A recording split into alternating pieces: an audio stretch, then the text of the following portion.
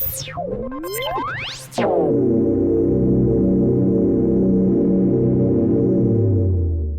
is your weekly report on corruption in the Philippine government.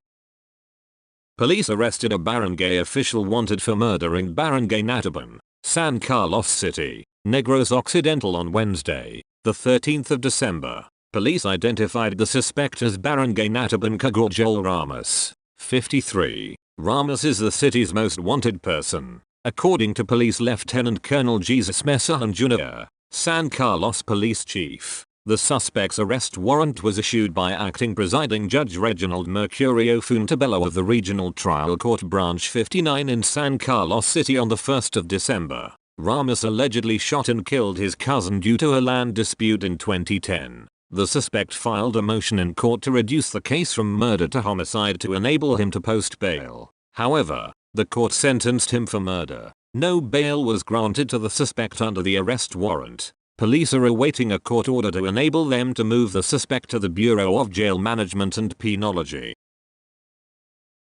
Unidentified gunmen barged into the House of Land Transportation Franchising and Regulatory Board Chairperson Teofilo Guardes III in Dagupan City on Wednesday, the 13th of December. Based on the report, the gunmen were looking for Guardes inside the house where his 91-year-old mother and house help are staying. The gunmen reportedly tied the arms and feet of the maid, but did not inflict any harm before they checked every room of the house searching for Guardes. The men also reportedly took the 2 cell phones and around 1,000 pesos cash. Police said the armed men then hurriedly fled aboard a white van, a black van, and a sports utility vehicle, heading south passing along Barangay Malud, bound for Colegio, Pangasinan. In a statement released on the 14th of December, the LTFRB chairperson said that their family is still reeling from the incident. This traumatic experience, especially for my 91-year-old mother, has left us deeply unsettled,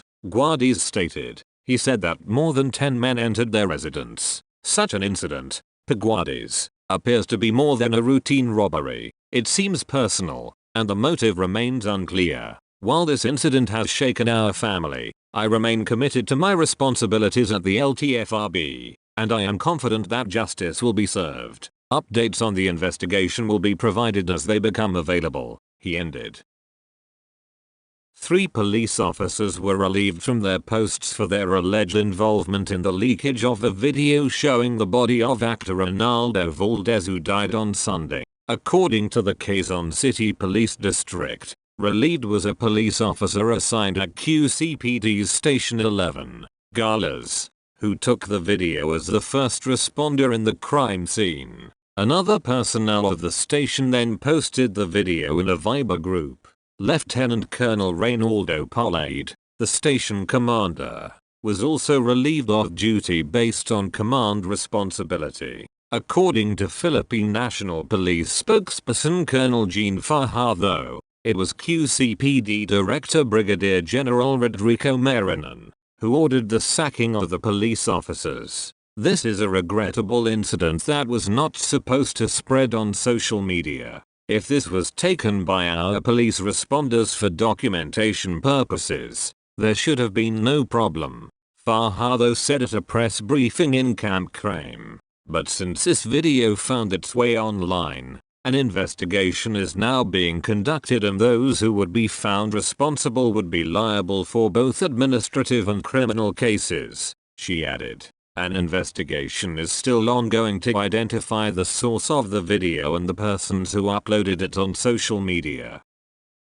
The Commission on Audit has asked the Capiz State University to refund 190,000 pesos paid by the school in 2022 for the services of a multi-faith director. In its annual audit report, COA said the hiring of a multi-faith director under a contract of service is not proper and without merit since the 1987 Philippine Constitution prohibits appropriations for sectarian benefit. It cited that the Civil Service Commission, Department of Budget and Management and COA itself also issued Joint Circular No. 1 on the 15th of June, 2017, which states that hiring under contract of service shall be limited to consultants, learning service providers and or technical experts to undertake special project or job within the specified period. Its report stated that the multi-faith director hired by CAPSU took on the functions of coordinating with the Director of Student Affairs and Campus Student Services Affairs Office and the different college deans in the conduct of the campus ministry, preparing the annual multi-faith activities of the university, organizing spiritual wellness activities, conducting outreach programs, coordinating the activities of the multi-faith student clubs and organizations, and offering ecumenical services such as monthly Mass and Baccalaureate Mass. It can be noted that the above enumerated functions of the contractual multi-faith director are not within the technical definition of contract of service as provided in CSCDB-MCOA Joint Circular No. 1 Series of 2017. The said director is not a consultant, a learning service provider or a technical expert that warrants the hiring of his services under a contract of service agreement, COA said. In his monthly accomplishment reports, the priest who was hired multi-faith director said that he conducted the Holy Mass in various campuses of CAPSU, performed confessions in all campuses, conducted a graduation retreat in all campuses, launched a donation drive for the typhoon victims, and initiated an Easter talk with the Cardinal in April. The audit team discovered that the university hired the priest with a rate of 20,000 pesos a month from the 16th of March to the 31st of December, 2022. It pointed out that although the contract of service was executed both by the university and the priest on the 31st of May, 2022, the multi-faith director was already rendering his services as early as the 16th of March. 2022. Thus, the validity of the contract entered by the university is doubtful, the audit team said. The 190,000 pesos paid to the director were recorded as account under other general services, and these were either charged to regular agency fund or internally generated fund. This made the funds for the contract of service not definite, state auditors noted.